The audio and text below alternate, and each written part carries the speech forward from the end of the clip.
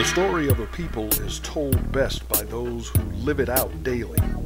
And when the history of that community is informative, inspirational, and insightful, it should then be shared with the world. The Clio Exchange does just that.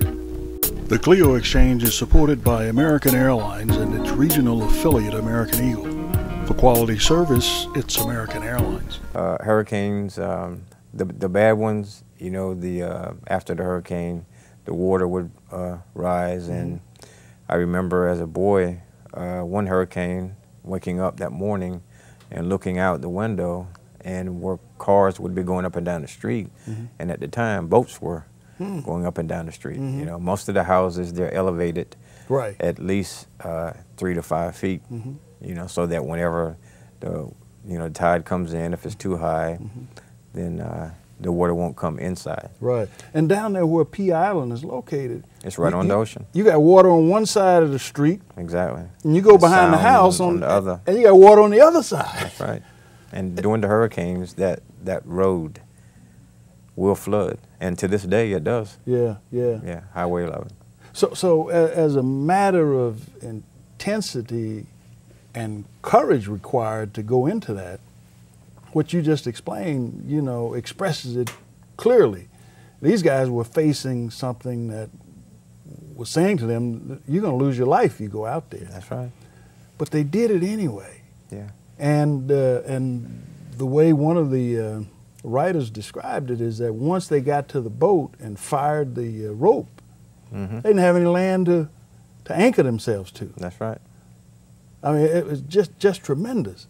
Yeah, it's amazing. You know, nowadays, and I often think about I'll be out on the ocean and be thinking about some of the rescues that they do now, how bad they are.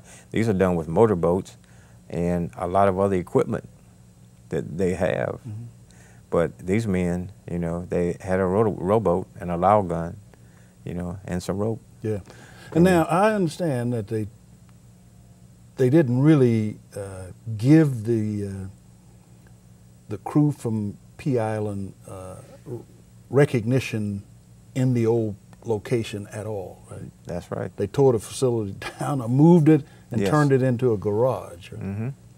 Yes, the kitchen part of it, they did put that on Roanoke Island, and they are utilizing that now as a museum.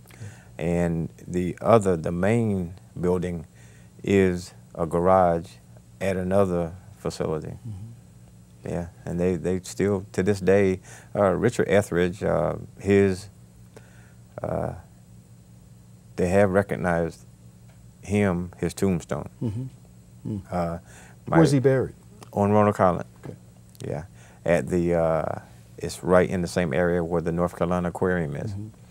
My grandfather, they have photographs in that aquarium that they take around the different places so that people can see that these men were commanding officers, the keepers of Pea Island Life Saving Station at different times.